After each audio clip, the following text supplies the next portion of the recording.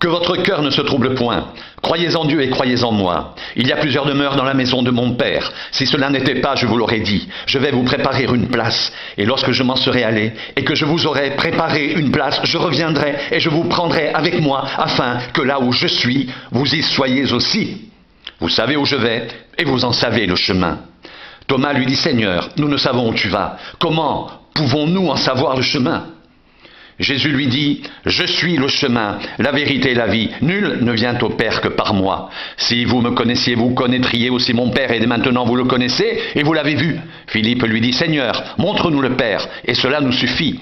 Jésus lui dit, il y a si longtemps que je suis avec vous, et tu ne m'as pas connu, Philippe. Celui qui m'a vu a vu le Père. Comment dis-tu, montre-nous le Père? Ne crois-tu pas que je suis dans le Père et que le Père est en moi? Les paroles que je vous dis, je ne les dis pas de moi-même, et le Père qui demeure en moi, c'est lui qui fait les œuvres. Croyez-moi, je suis dans le Père et le Père est en moi, croyez du moins à cause de ses œuvres. En vérité, je vous le dis, celui qui croit en moi fera aussi les œuvres que je fais, et il en fera de plus grandes, parce que je m'en vais au Père, et tout ce que vous demanderez en mon nom, je le ferai, afin que le Père soit glorifié dans le Fils. Si vous demandez quelque chose en mon nom, je le ferai. Si vous m'aimez, gardez mes commandements, et moi je prierai le Père, et il vous donnera un autre consolateur, afin qu'il demeure éternellement avec vous, l'Esprit de vérité que le monde ne peut recevoir, parce qu'il ne le voit point, et ne le connaît point. Mais vous le connaissez, car il demeure avec vous, et il sera en vous. Je ne vous laisserai pas orphelin, je viendrai à vous. Encore un peu de temps, et le monde ne me verra plus. Mais vous me verrez, car je vis, et vous vivrez aussi. En ce jour-là, vous connaîtrez que je suis en mon Père, que vous êtes en moi, et que je suis en vous. Celui qui a mes commandements et qui les garde, c'est celui qui m'aime. Et celui qui m'aime sera aimé de mon Père. Je l'aimerai et je me ferai connaître à lui. Jude, non pas l'Iscariote, lui dit, Seigneur, d'où vient que tu te feras connaître à nous et non au monde? Jésus lui répondit, si quelqu'un m'aime, il gardera ma parole, et mon Père l'aimera. Nous viendrons à lui, et nous ferons notre demeure chez lui. Celui qui ne m'aime pas ne garde point mes paroles, et la parole que vous entendez n'est pas de moi, mais du Père qui m'a envoyé. Je vous ai dit ces choses pendant que je demeure avec vous, mais le Consolateur, l'Esprit Saint, que le Père enverra en mon nom, vous enseignera toutes choses, et vous rappellera tout ce que je vous ai dit. Je vous laisse la paix. Je vous donne ma paix. Je ne vous donne pas comme le monde donne, que votre cœur ne se trouble point et ne s'alarme point. Vous avez entendu que je vous ai dit, je m'en vais et je reviens vers vous. Si vous m'aimiez, vous vous réjouiriez de ce que je vais au Père, car le Père est plus grand que moi. Et maintenant, je vous ai dit ces choses avant qu'elles arrivent, afin que lorsqu'elles arriveront, vous croyiez. Je ne parlerai plus guère avec vous, car le prince du monde vient. Il n'a rien en moi, mais afin que le monde sache que j'aime le Père et que j'agis selon l'ordre que le Père m'a donné. Levez-vous, partons d'ici. Je suis le cep. Mon Père est le vigneron. Tout sarment qui est en moi et qui ne porte pas de fruit, il le retranche. Et tout sarment qui porte du fruit, il l'émonde, afin qu'il porte encore plus de fruits. Déjà vous êtes purs, à cause de la parole que je vous ai annoncée.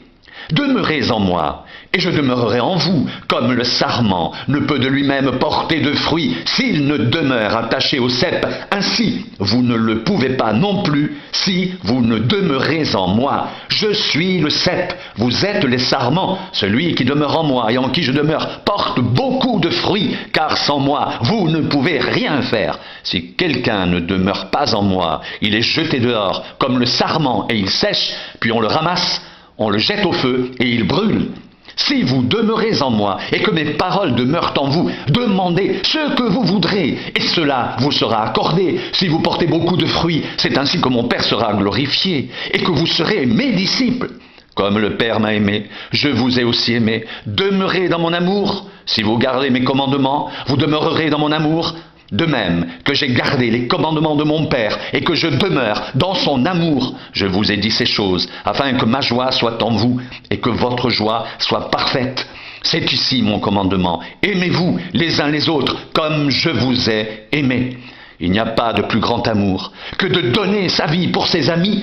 Vous êtes mes amis si vous faites ce que je vous commande. Je ne vous appelle plus serviteur, parce que le serviteur ne sait pas ce que fait son maître, mais je vous ai appelé ami, parce que je vous ai fait connaître tout ce que j'ai appris de mon Père. Ce n'est pas vous qui m'avez choisi, mais moi, je vous ai choisi, et je vous ai établi, afin que vous alliez, et que vous portez du fruit, et que votre fruit demeure, afin que ce que vous demanderez au Père en mon nom, il vous le donne. Ce que je vous commande, c'est de vous aimer les uns les autres. Si le monde vous hait, sachez qu'il m'a haï avant vous. Si vous étiez du monde, le monde aimerait ce qui est à lui. Mais parce que vous n'êtes pas du monde, et que je vous ai choisi du milieu du monde, à cause de cela, le monde vous hait. Souvenez-vous de la parole que je vous ai dite. Le serviteur n'est pas plus grand que son maître. S'ils m'ont persécuté, ils vous persécuteront aussi. S'ils ont gardé ma parole, ils garderont aussi la vôtre. Mais ils vous feront toutes ces choses à cause de mon nom, parce qu'ils ne connaissent pas celui qui m'a envoyé. Si je n'étais pas venu et que je ne leur ai point parlé, ils n'auraient pas de péché. Mais maintenant, ils n'ont aucune excuse de leur péché. Celui qui me hait est aussi mon Père. Si je n'avais pas fait parmi eux des œuvres que nul autre n'a faites, ils n'auraient pas de péché. Mais maintenant, ils les ont vus, et ils ont haï, et moi, et mon Père. Mais cela est arrivé afin que s'accomplisse la parole qui est écrite dans leur loi. Ils m'ont haï sans cause. Quand sera venu le Consolateur que je vous enverrai de la part du Père, l'Esprit de vérité qui vient du Père, il rendra témoignage de moi, et vous aussi, vous rendrez témoignage, parce que vous êtes avec moi dès le commencement.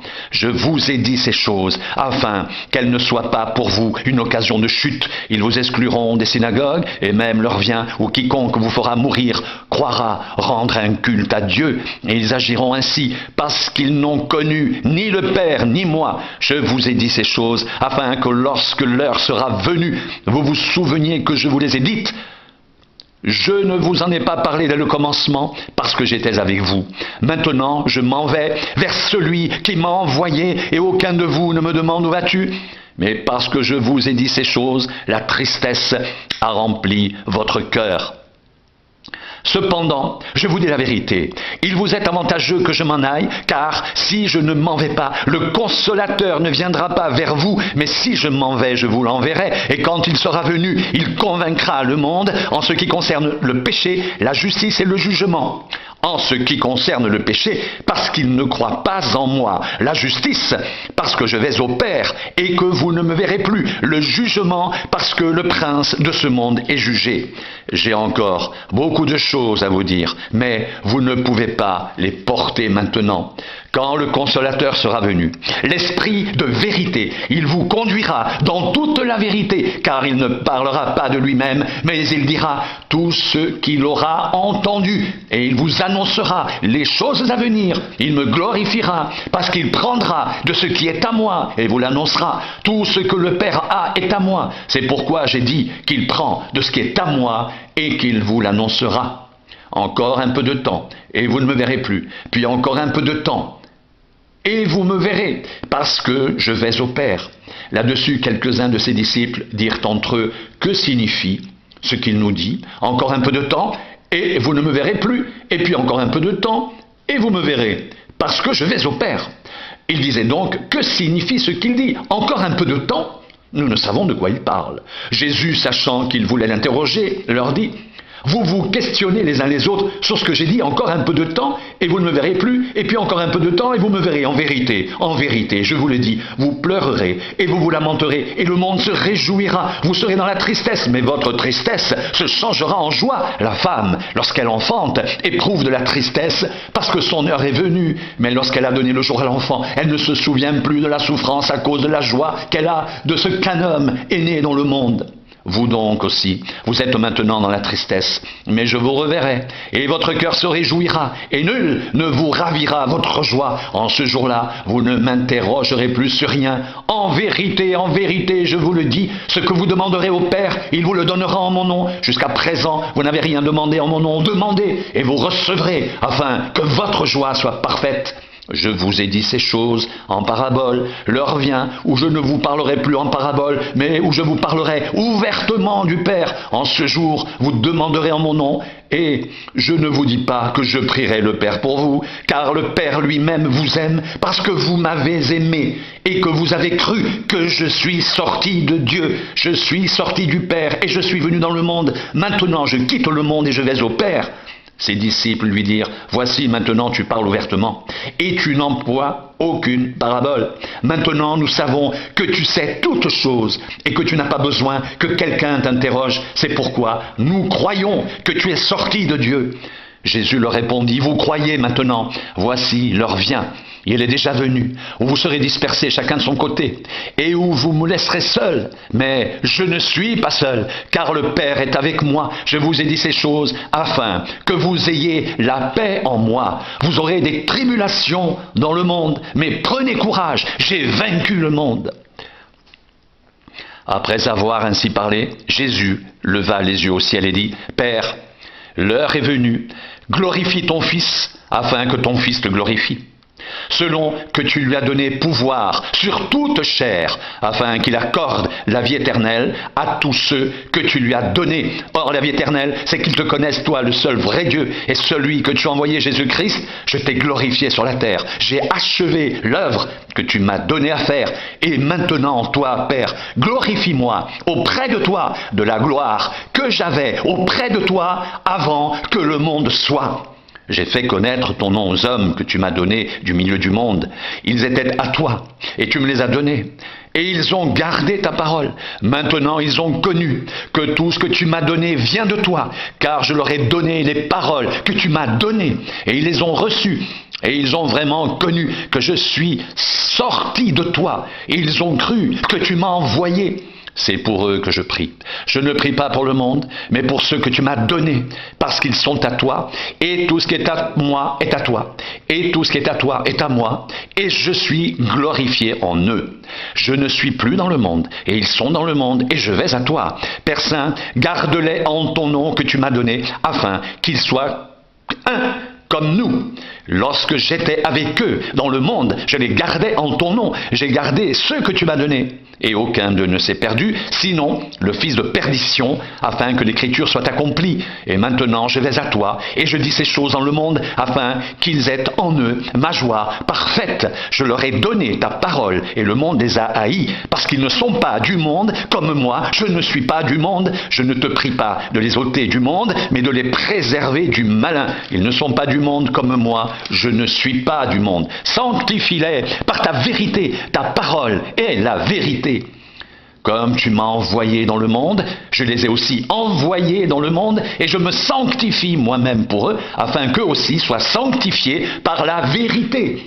Ce n'est pas pour eux seulement que je prie, mais encore pour ceux qui croiront en moi par leur parole, afin que tous soient un, comme toi, Père, tu es en moi, et comme je suis en toi, afin que eux aussi soient un en nous, pour que le monde croie que tu m'as envoyé.